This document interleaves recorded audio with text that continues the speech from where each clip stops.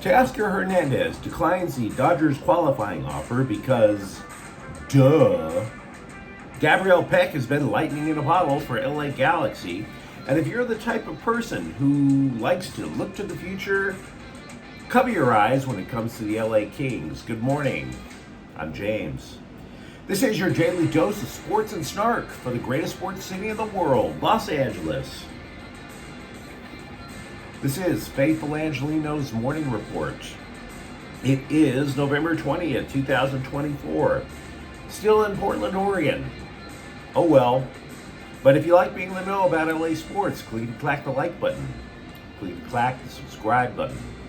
There's a notification bell. Hit that. It lets you know when we drop new content. Sharing is caring. Let people know we exist. And by all means, comment. Now, before we go through the news and notes, a look at the scoreboard. Lakers 124, Utah 118, but it is the cynical cash grab known as the NBA Cup, so whatevs. We all know what that meant for the Lakers last year. Dalton Connect lights up the sky with 37 points, though. Anthony Davis and LeBron James each had 26. Meanwhile, today, Orlando is at the Clippers at 7:30. Kevin Porter is eligible. He was hit in the head in a game earlier this week. To repeat, in a game, not as part of an alleged domestic violence case. But again, available to play tonight. Buffalo is at the Kings at 7:30. Idaho State plays UCLA basketball at 8 o'clock. San Jose State is at USC basketball at 7. It is going to be interesting to see how the Trojans react to their first loss. It's not like they were blowing people out when they were winning. And in the meantime, let's get to the news. So this was predictable. Teoscar Hernandez declines the qualifying offer from the Dodgers. The contract was for $21 million. And I don't blame him for thinking he could do better after the year he had last year. But I also don't blame the Dodgers for thinking they can do better, even if it's not Juan Soto. If you recall, the Dodgers waited until basically the dying embers of the offseason last year, and they just took a flyer on the guy. Consider getting another piece of low-hanging fruit late January and a draft pick as compensation should Hernandez sign somewhere else. That's not a bad idea. Moreover, this does not necessarily close the door on a reunion anyway, the fact that he turned down the qualifying offer. Hernandez still wants to return to LA. Nobody's mad about anything. As they say in every hokey gangsta movie, this is business. Meantime, also with the Dodgers and their offseason, I go out of my way to try to be even-handed with you. And what I mean by that is I don't want to be the never wrong guy.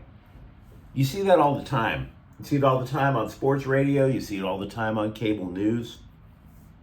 I was telling you guys yesterday that I'm skeptical the Dodgers really go for it when it comes to Juan Soto. But I want to be fair. I want to give you guys the other side of the story. Because I have friends who think adding Soto is a must. An absolute must. And it's easy to see why. You add Soto to that lineup and it'll just make opposing teams surrender just by looking at it.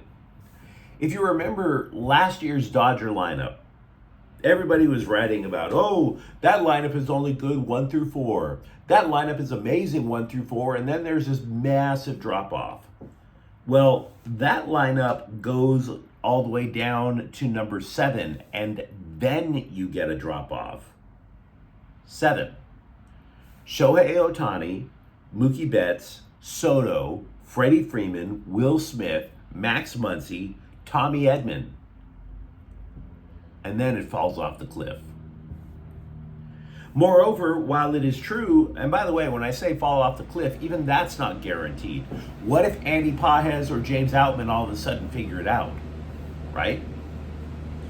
And moreover, while it's true that the luxury taxes get ridiculous if the Dodgers add Soto, the amount of money that the Dodgers get from all of these marketing deals in Japan, it's even way more absurd. And by the way, as a side note, when you think about all the side deals that the Dodgers are able to get marketing-wise, Why the hell didn't Artie Moreno in Anaheim try harder to keep Shohei Ohtani? I'm just asking. I don't know. Ohtani has provided so many streams of extra income to the Dodgers, you could drown in it. If Andrew Friedman ever took a break, it would not surprise me if he put on swim trunks and dove into a vault full of money from the Ohtani endorsement deals, like Scrooge McDuck. Now, one scribe suggested the Dodgers owe it to Ohtani to keep adding to the roster because Ohtani deferred a ton of money in his contract. I disagree, but I have an alternative suggestion. What if signing Soto is an insurance policy for Ohtani if they make a serious effort? See, what is the biggest negative about the Dodgers? They injure their pitchers. It's almost like S&M, the way they go out and have their pitchers injured with the way that they teach these guys to throw. So if Shohei Ohtani's elbow explodes under Mark Pryor next year, which, by the way, is a distinct possibility. You saw how many guys got cut open. You saw how many guys got cut open last year. It's not just that Shohei Ohtani doesn't pitch for a year and a half. He would very likely miss the entire season because he wouldn't be able to swing a bat. You would need to replace that offensive production. Now, having said all that, know that the New York Post is reporting the Yankees are, quote, gung-ho, unquote, about keeping Soto. Now, Soto's already spoken with 4 teams, and the Phillies also want to have a cup of coffee with the guy. So, hey, let the bidding war begin. Gabriel Pec has been an absolute revelation for LA Galaxy. The dude scored 16 goals and added 14 assists. As for the Galaxy, they and crosstown rival LAFC are the 2 favorites to win MLS Cup. But the funny thing is, if you saw video clips of Pec before he came to the United States, he was often playing a style of soccer in Brazil that did not fit his skill set. Pec told the LA Times he was told by his former coaches to just keep tackling the ball away instead of passing or scoring. Quote, because of the pressure, the way that we played is a bit different. Coming to the Galaxy, this is who I am. I have so much joy. I'm so excited to play every single game. Here I have the freedom to play soccer. You would never think that somebody could find their quote-unquote authentic self by playing in Major League Soccer. But who the hell am I to judge, right? Meanwhile, to hear manager Greg Vanney tell it, they saw the solution for Pec quickly, the moment they started looking at these clips. Quote, when we watched video of him, the interesting thing was when he was scoring, he was constantly ending up inside the box. So the question was, how do we get this guy inside the box more often? What's been great with him is he's just had a lot of open-mindedness to develop different parts of his game, unquote. Translation, with a few more years like this guy is going to wind up being a legend for the club. And what I mean a legend for the club, he's going to go to Europe. They're going to be singing songs about his legacy and supporters groups if he keeps doing these sort of things. Every so often, ESPN commits a random act of sports journalism. It's not easy to find those random acts of sports journalism either, because you go to their website and all you see when you look to ESPN.com is 50 still shots of Stephen A. Smith looking disgusted. It's a very strange way to build a sports website. You could have pictures of guys dunking. You could have pictures of people throwing down in a cage or a boxing ring. No. How many photos of Stephen A. Smith could I put on my webpage? Like he's selling lingerie or something. That's a hideous thought. But the thing I find interesting is, despite that, if you look for it, their hockey guy will forecast NHL franchises 3 years into the future. The cap situation, the prospect pipelines. This should not surprise you. They are not keen on Rob Blake's stewardship of the LA Kings. They have them ranked 25th in the so-called future power rankings. The Kings are a cautionary tale, the crabby little wordsmith opined, for after squandering many of their prospects in poor trades, they now lack any true top-tier prospects. They have maybe 5 decent depth prospects and a goalie in Eric Portillo, who might be the starter next season just by default. Then you add that Quentin Byfield hasn't excelled as long as he is not paired next to Anze Kopitar. There's a really good chance that while the Kings are kind of okay now, that they're going to flat out stink in a couple of years. Darvin Ham has been criticized for a lot of things on his way out of LA. He's a grown man, he can take it. I don't think he needed a reassuring hug from Doc Rivers when he returned to Milwaukee. But I think it's safe that Darvin Ham was on point about Max Christie. The Lakers gave Christie a couple of spot starts last week. In one of those spot starts, 30 minutes, 2 points. A triple single, to quote Charles Barkley. So the Lakers ushered him right back to the bench, and he's probably totally out of the rotation. Having said all that, he did get a little more time this year, and how has he rewarded the Lakers for this little bit of extra time? He still averages 4 points a game. Hell, last night the guy played 17 minutes, 1 point. Uno. Meanwhile, Christie has been spinning to the scribes that being out of the rotation has actually been a plus for his career. Quote, "It was just kind of like a reset for me. Me looking inward to see what I can do better. Kind of just looking around to see what I can do better and what others can do better too," unquote.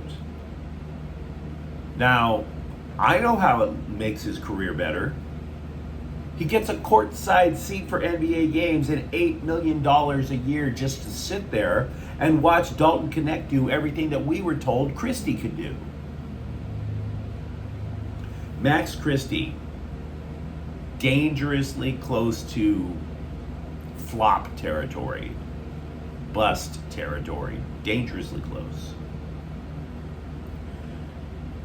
In advance of D'Anton Lynn's return to face his former employer, USC, in a rivalry game, USC coach Lincoln Riley has just been bubbling over with praise for the results Lynn has created. Granted, the overall team hasn't produced great results, but the defense has been much of an upgrade. Having said that, the numbers with the Bruins when he coached there last year were even better because Lynn knew what he had with that terrific defensive line. But the Trojans have moved from 121st in the country in points allowed per game all the way up to 43rd. That's a hell of a jump. Riley tells the LA Daily News, quote, "He's done everything that we would have asked. The culture defensively within our program has really shifted in a lot of ways. You can look at the statistics and see a pretty massive difference there, but I don't even think that tells the whole story," unquote. Meanwhile, over at UCLA, Coach Deshaun Foster has been poking at USC a little. He tells the LA Times, quote, "A lot of families, the smarter one usually comes here and the other one goes to the other school and then the family's torn. You know what I mean?" Well, no, I don't. But it's a joke. I'm just happy that Foster has finally found a way to speak with ease, right? Unlike, say, the preseason Big Ten press conference, at least the jokes now kind of make sense. I mean, I like the guy. I like Deshaun Foster. I don't even know who's going to win this weekend, so I'm not here to trash UCLA. But you didn't exactly sell anybody with your words with your capability to speak when you went to that press conference. You didn't exactly project intensity, integrity, and intelligence. You were the anti-Kurt Angle at that podium, dude. Lynn Roberts, the 2023 Coach of the Year in the Pac-12, has been poached from the University of Utah by the LA Sparks. The Sparks have a coach, and I am definitely in favor of this move, not because I know anything about Lynn Roberts, but because I hate Salt Lake City. I have no idea what she could do with the Sparks that the last three coaches couldn't. I just know that I hate the University of Utah, and this damaged them right when their season is starting. Their coach pulls out right when the season starts. Now, I will say this, her key to success with the Sparks, if she can convince their players to try to build a team together instead of building their social media brands, that might be helpful.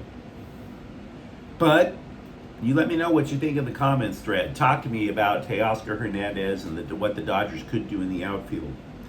For that matter, do you agree that the Galaxy have as much of a varied offense now as LAFC has had in the last couple of years, thanks to Gabriel Pec? And if you enjoyed the content, don't forget to subscribe to Faithful Angelenos. We talk LA sports every single day here. Thank you for watching. I'm James. We'll be back tomorrow. Faithful Angelenos is a Kian Cortel Queso production. Take care.